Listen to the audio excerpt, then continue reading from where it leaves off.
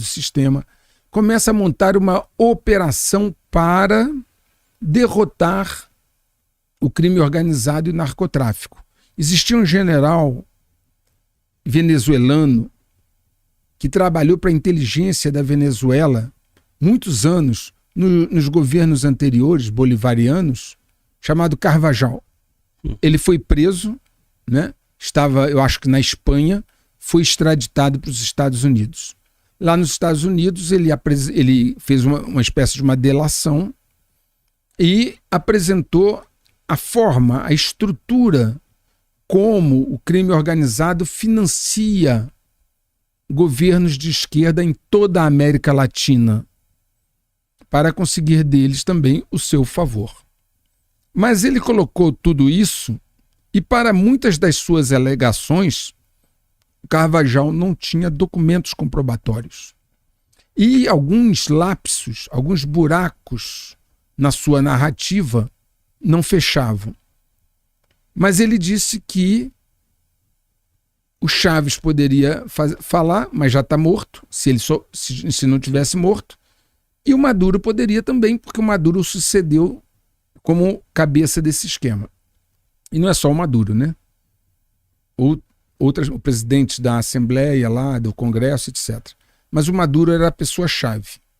Então, a extração do Maduro foi, antes de tudo, uma forma de levá-lo para os Estados Unidos para que ele coopere com este processo.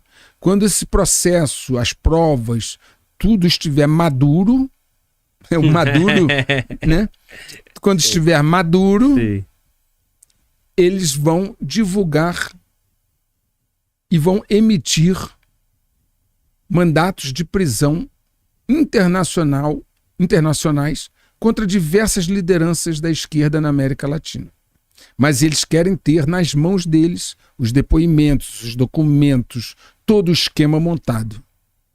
E quando a Justiça dos Estados Unidos pegar isso, está bem fundamentado, está sólido, e emitir mandatos de prisão, é a estratégia para desmontar governos de esquerda na América Latina. Por isso também é fundamental para ele combater o narcotráfico, como foi agora na visita do Lula ao Trump, onde o Trump disse claramente, né, que ia classificar algumas organizações brasileiras, como o PCC e o Comando Vermelho, como estruturas terroristas, para que, ao desmontar o narcotráfico e essas estruturas, seque o fluxo de recurso para os governos de esquerda que, segundo as informações deles, estão se nutrindo desse dinheiro. Então a extração do Maduro não tem nada a ver com mudar o regime na Venezuela. É a mesma coisa do Irã. O regime na Venezuela mudou? Não. Quem está lá é a vice-presidente dele. São os mesmos presidentes do Congresso, são os mesmos caras, os mesmos generais estão lá, as mesmas atividades econômicas, inclusive ilícitas. O poder está concentrado. O poder continuou naquela elite bolivariana, que cede uma coisinha aqui, cede uma lá, compõe, mas não, o poder não saiu da mão deles. Mudou o regime lá? Não, não mudou. Porque o objetivo também, nesse caso, não era mudar. O principal objetivo era extrair o Maduro para compor este processo. Agora, quanto à mudança de regime lá, pode ficar para depois, porque você não tem condição hoje de processar petróleo lá. Então isso é algo que não é relevante nesse momento. O relevante é encaixar esta ação, Glauber, dentro da retomada do hemisfério ocidental. Se você for naquela nossa live, eu falo que esse é um dos objetivos, a retomada do hemisfério ocidental. E como é que você retoma? Como é que você asfixia uma estrutura, uma organização? Cortando fluxo de dinheiro. É por isso que aconteceu assim. Agora, tem um problema aí, né? Tudo isso tem que acontecer em 4 anos, né? Porque... Agora em menos, né? 3 agora, né? Já foi 1 ano. 2 e pouquinho. Pois é. Eleição lá é... 2,5, né? Sim. Porque o Toma Trump posse em 20 de janeiro. O Trump já cumpriu 1 ano e meio. Exatamente. Então tudo isso tem que acontecer muito rápido, né? Então, minha pergunta, né? O problema do tempo, e da alternância de poder. Segundo problema é que os Estados Unidos não conseguem mais modificar governos e plantar ou revoluções ou novos agentes para poder, através de outras formas, vencer essas eleições. Precisa desse processo com o Maduro, tudo isso em tão curto tempo? Em sua pergunta, você já percepcionou a resposta. Não há tempo. Não, ele consegue, mas não há tempo. Você, para criar uma revolução colorida, você precisa de muito tempo. Você precisa identificar lideranças de oposição, você financiar organizações, criar uma infiltração nas estruturas de poder. Você precisa... O modelo, ele funciona. Nós vimos ele funcionar em vários países, como na Ucrânia, né? Mas leva tempo. E você acabou de identificar que tempo é uma coisa que eles não têm. Então, é necessário buscar uma outra forma de fazer isso. E hoje a forma que está sendo pensada, estruturada, é essa que eu falei. Claro que não é a única opção. Toda atividade de inteligência você tem o cenário A, B, C. Ok? Um com maior probabilidade de ocorrência e concretização, e outros cenários. Você sempre tem um plano B. Mas hoje, se você observar o que está acontecendo, você vai sentir essa solução por baixo. A pressão sobre o México, sobre as organizações terroristas, narcotráfico no México. Veja bem, não é uma questão só de proteger os Estados Unidos, porque isso aí eles já diminuíram sensivelmente a questão na fronteira. Lá na fronteira, a fronteira está bem controlada, né? A fronteira que eu digo do México com os Estados Unidos, né? O ICE está funcionando, está fazendo 1000 coisas lá. Agora a questão maior é asfixiar o fluxo de recursos que financiam estruturas de poder de esquerda ou que sejam resistentes às pretensões estadunidenses na América Latina. Simples assim. Você tem uma organização, ela precisa de dinheiro. Se eu consigo parar o dinheiro que vai para a sua organização, o que vai acontecer? Para que existe, por exemplo, um bloqueio naval sobre Cuba? Para ela não ter dinheiro. Você fritar a economia de Cuba. Qual é a intenção do bloqueio naval dos Estados Unidos no Estreito de Hormuz, já que ele não consegue entrar e tomar o estreito? Qual é o objetivo do bloqueio naval? Que o Irã não consiga mais exportar petróleo nem importar nada, não receber nada. E isso paralisaria a economia do Irã. Só que ali também você está afetando todos os outros. E o Irã já montou uma rota terrestre com a China e a rota marítima com a Rússia pelo Mar Cáspio, né? Porque eles já pensaram nisso há anos, eles estão há anos pensando nisso, nas possibilidades. Entendeu? Então, você identificou bem. A questão de montar uma operação dessa é o tempo.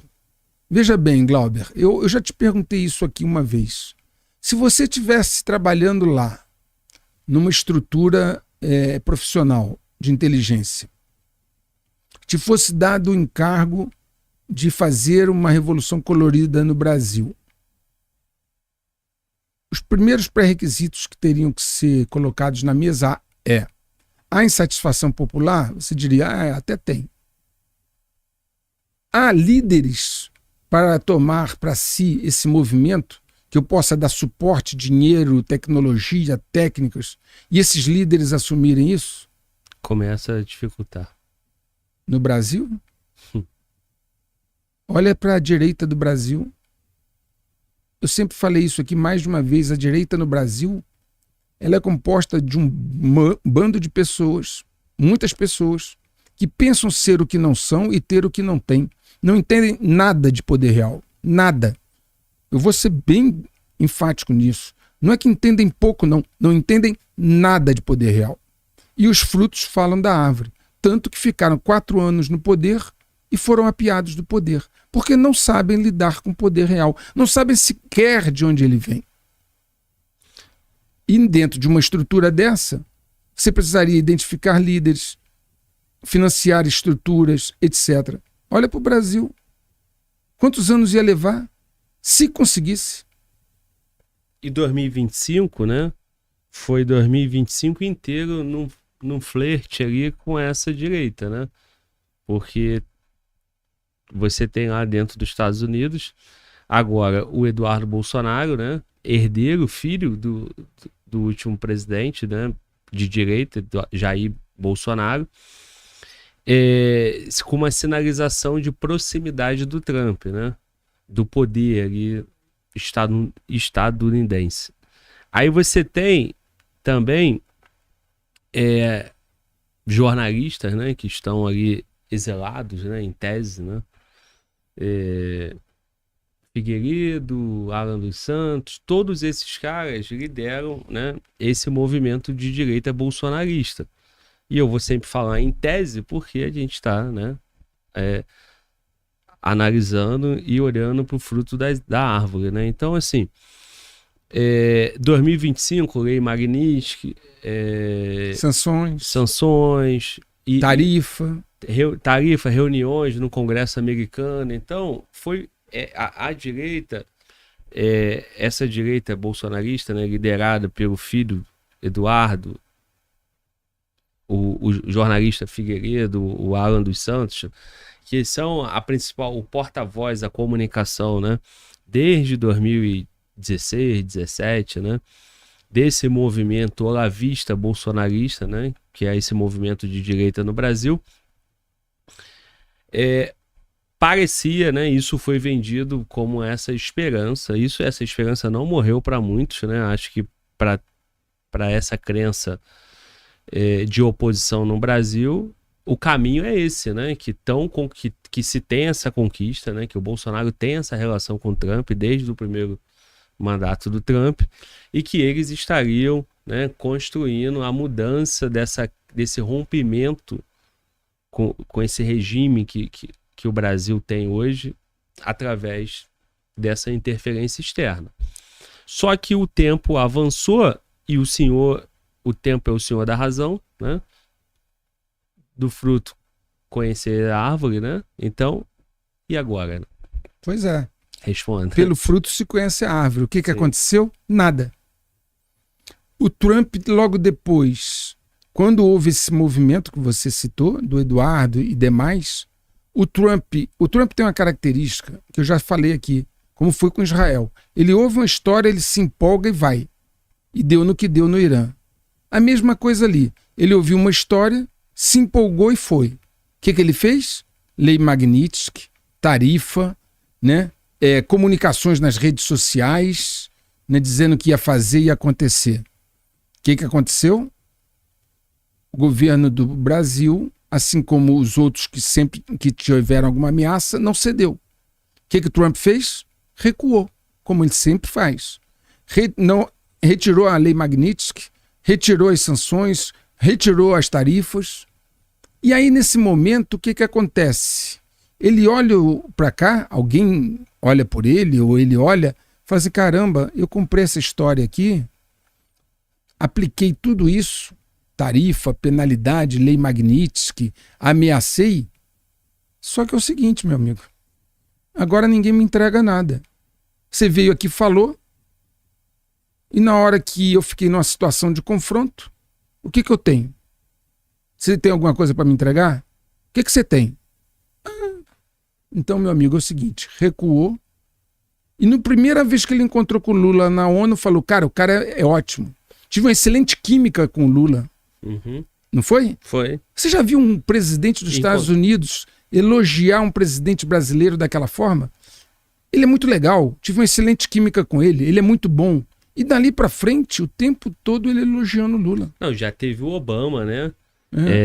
Esse é o cara. Frase, esse é o cara. Mas, com o perfil do Trump, ninguém esperaria que ele fosse fazer isso. E o Obama falou uma vez, ele elogiou o Lula várias vezes seguidas.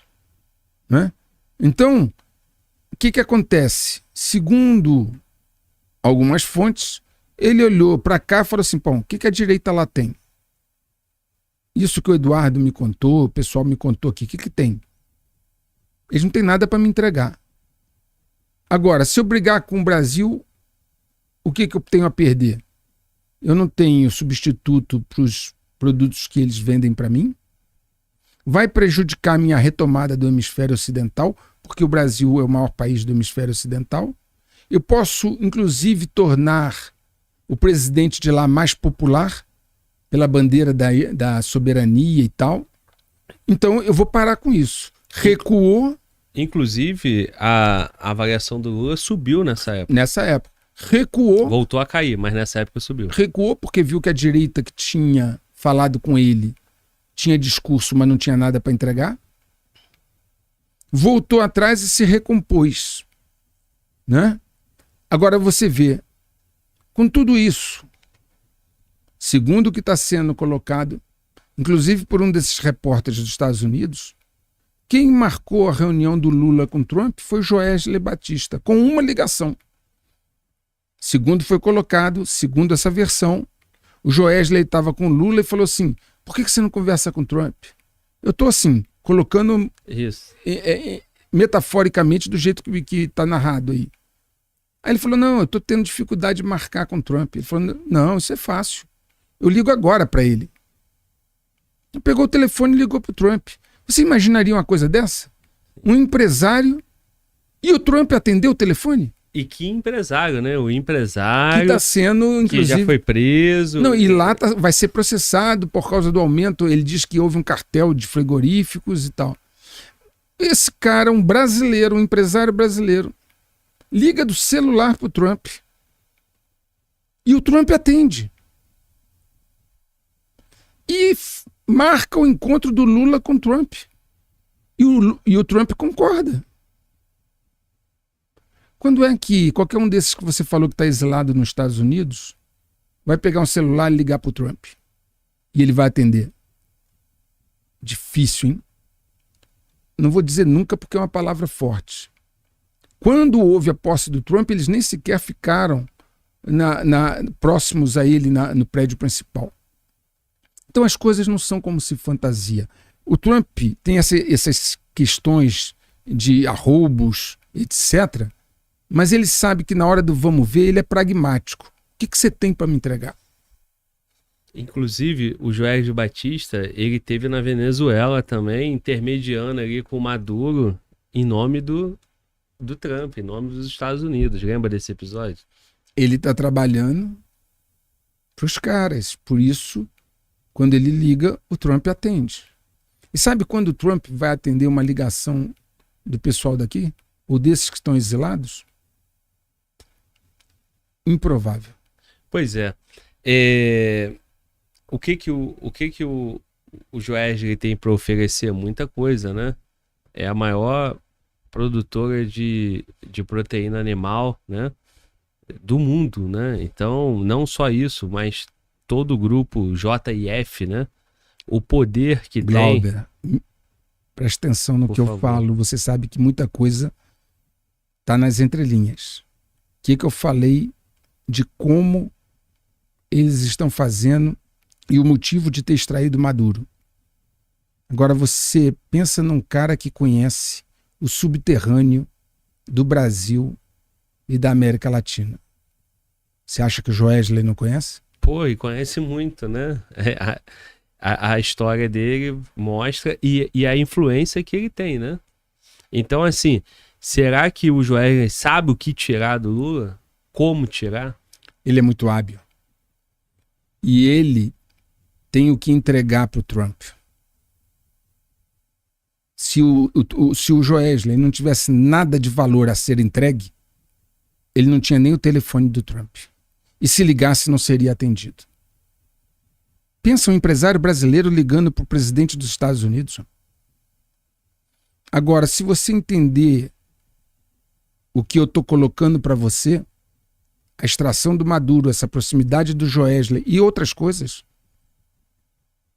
dentro dessa estratégia maior de retomada do hemisfério ocidental, você vai entender, inclusive, por que o Trump não pode defenestrar completamente o Lula. Porque o Joesley já explicou para ele como as coisas funcionam. você vai entender, inclusive, a questão do Vorkaro.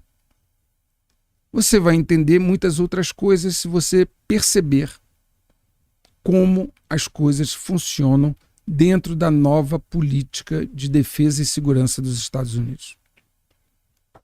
E a sua afirmação, que a direita brasileira não entende nada de poder real, quando a gente olha para esse movimento do Joesley, você vê que tem uma influência, né, de conquistar o objetivo, né? Então ali tem possibilidade de poder, né?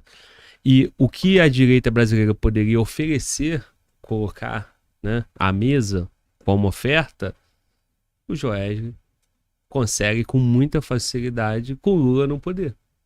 Exatamente. E há muito mais coisas envolvidas nisso. Há questões minerais, há muito mais questões de cunho estratégico envolvidas nessas mesas de conversa. Tá certo?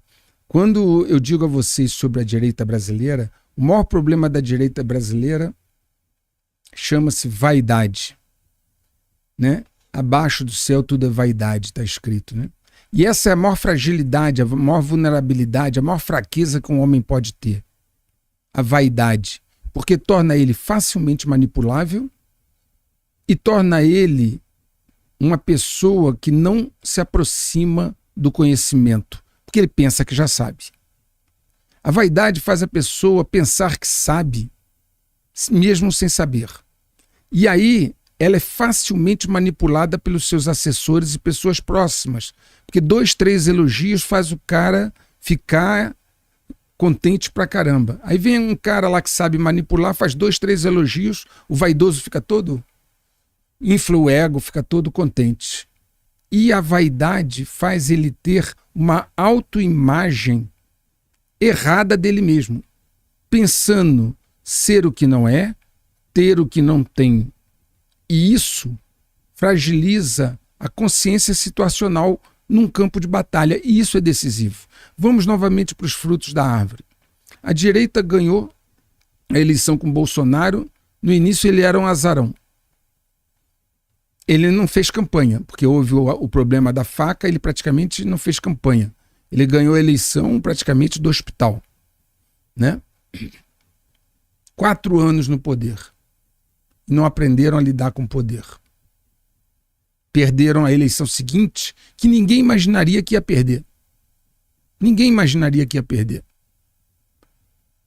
A estrutura foi lá, tirou o Lula da cadeia, catapultou, montou o esquema e a direita brasileira ficou 4 anos no poder, repetindo os mesmos jargões, repetindo as mesmas ladainhas.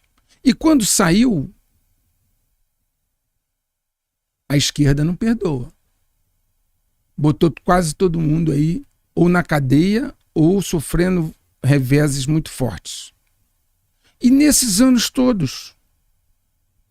todos esses nomes que você vier à sua cabeça para elencar, todos eles sofrem de vaidade. Pensam em entender muitas coisas. Pega vídeos de pessoas que gravam aí. Agora, pega os vídeos deles, do que eles falavam antes, quando Trump impôs Magnitsky, sanções, e pega agora. Isso. Eles falaram, o Brasil acabou, o governo acabou, o Alexandre de Moraes sofrendo lei Magnitsky que vai entregar tudo. E pega lá, não precisa perder muito tempo. E o que aconteceu? Nada. Porque não entendem como funciona. O poder real não tem amigos. O poder real não tem inimigos. O poder real tem interesses. Eu não quero saber se você é preto, branco, azul, amarelo, se você é de esquerda, de direita, para que time você torce ou de que religião você é. Você tem para me entregar? Isso me interessa? Ok. Não tem, boa noite. Tem nada a ver com essas firulas. Não tem nada a ver com ética, com moral, com ideologia. Tem a ver com negócios. E eles não têm vaidades. Porque eles sabem que quem fica aparecendo vai ser queimado.